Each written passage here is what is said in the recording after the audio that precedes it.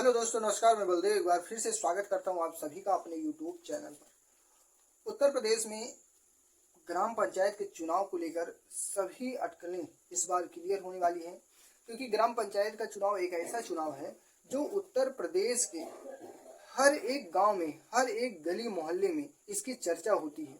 और ये जो है लोगों की दिलचस्पी रहती है कि ग्राम पंचायत का चुनाव कब आएगा, प्रधानी का चुनाव कब होगा, नए प्रधान हमें कब मिलेंगे। और जो ये पुराने प्रधान हैं, बहुत सारे ऐसे भी लोग हैं जो पुराने प्रधान से परेशान भी रहते हैं किसी न किसी मामले को लेकर, तो उनका जो इंतजार रहता है कि आखिरकार चुनाव कब होगा। तो आज की इस वीडियो में हम बताने वाले हैं कि प्रधानी का चुनाव कब होने वाला है और इसकी तारीख कब है, किस तारीख को वोट पड़ेगा और कब वोट गिनती होगी और कब आपको एक नया प्रधान मिलने वाला है। इन सब बातों को बताने से पहले मैं बता दूं कि ग्राम प्रधानी का जो चुनाव होता है, बीडीसी का जो चुनाव होता है, जिला पंचायत सदस्य का जो चुनाव होता है, इसमें जो है त्रिस्तरीय पंचायत चुनाव इसका नाम ही है। और त्रिस्तरीय पंचायत चुनाव जो होता है, इसमें जो है खासकर प्रधानी के चुनाव को लेकर बहुत ज़्यादा चर्चा रहती है। तो जो चुनाव है ये 4 चरणों में होने वाला है। अब जो पंचायती राज विभाग है उसके द्वारा क्या चीज़ अपडेट दी गई, क्या क्या जानकारियाँ आ रही हैं, उसको मैं बताने वाला हूँ। उत्तर प्रदेश का चुनाव जो है ग्राम प्रधानी का, वो 4 चरणों में होगा। पहले चरण में, क्योंकि 4 चरण में इसलिए होगा, उत्तर प्रदेश बड़ा राज्य है और इसमें 75 जिले हैं, तो इसीलिए 4 चरणों में चुनाव करवाया जा रहा है। अब कुछ लोग ये कमेंट करते हैं कि आखिर प्रधानी का जो चुनाव होने वाला है, इसमें प्रधान का बस्ता कब जमा होगा, कब इनसे सारी कागजी कार्रवाई को रोकेगी सरकार। यानी कि बस्ता का मतलब यही होता है कि जो भी लेखा जोखा है ग्राम प्रधान का, वो कब ब्लॉक पे जमा होगा, इसको भी मैं बताने वाला हूँ।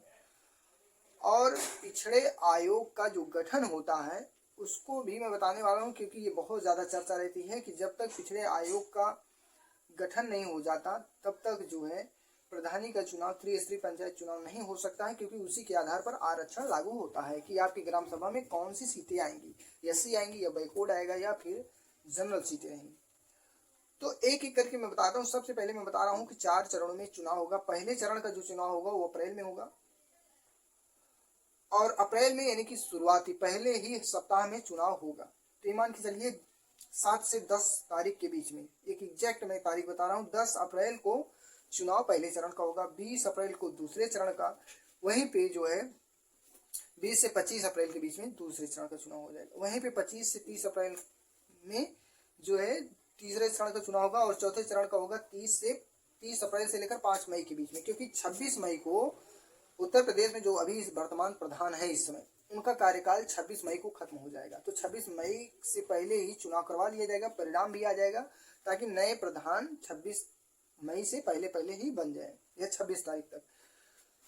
तो ऐसे भी जो है अब आपको क्लियर हो गया होगा, जो आपके प्रधान है उनकी जो कार्यकाल है उनका वो 26 मई तक रहेगा, उसके बाद खत्म हो जाएगा। लेकिन जो उनका बस्ता होता है, जो उनकी ये कार्रवाई होती है, वो फरवरी में ही स्टॉप हो जाता है, यानी कि बंद हो जाता है।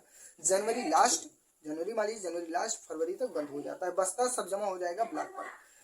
अब उसके बाद उसमें जो है ये चीज़ हो गया। दूसरी बात, जो सबसे बड़ी बात है कि पिछड़े आयोग का गठन की जो जिम्मेदारी है वो पंचायती राज्य अधिकारी जो होते हैं वो लोग इसका गठन करेंगे। चुनाव आयोग सिर्फ उनसे ये डाटा मांगता है, एक लिखित प्रमाण मांगता है कि हमें जो है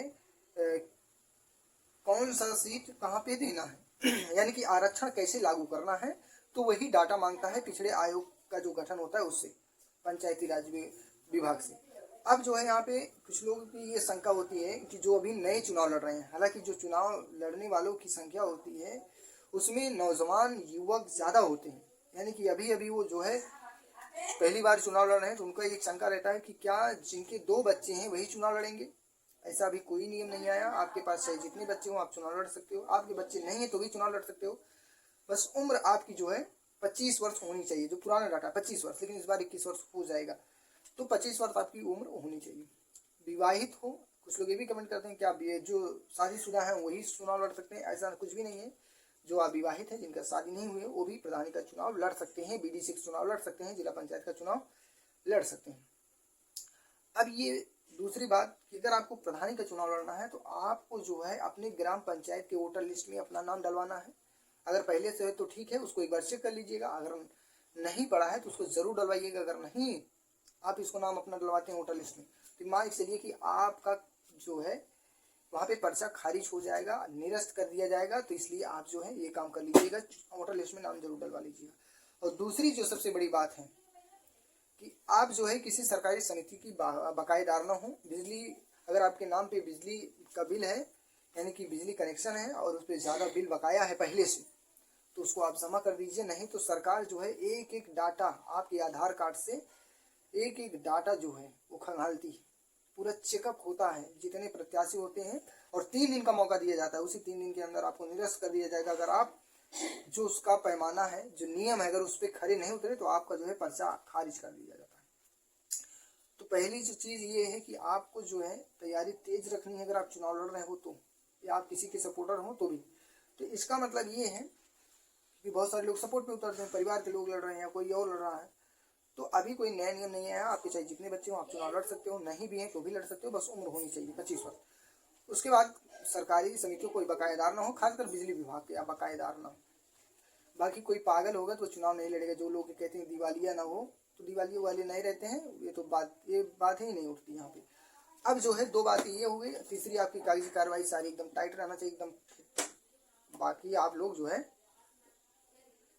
पूरा जो है बढ़िया से तैयारी कीजिए। आपके मन में अगर कोई डाउट हो कि कोई नया नियम आ रहा है, क्या आ रहा है, तो आप मुझसे कमेंट करके पूछ सकते हैं। मैं बताने की पूरी कोशिश करूंगा, क्योंकि मैं ऐसे नहीं बताता हूं। पहले मैं आधिकारिक वेबसाइट पे जाता हूं, यानी कि पंचायत राज विभाग का जो वेबसाइट है, जहां से सारी अपडेटें आती हैं, चुनाव आयोग की जो वेबसाइट है, जहाँ से अपडेटें आती हैं, जहाँ से ये सारी खबरें चलती हैं, वहाँ से इसको देख कर तब मैं बताता हूँ।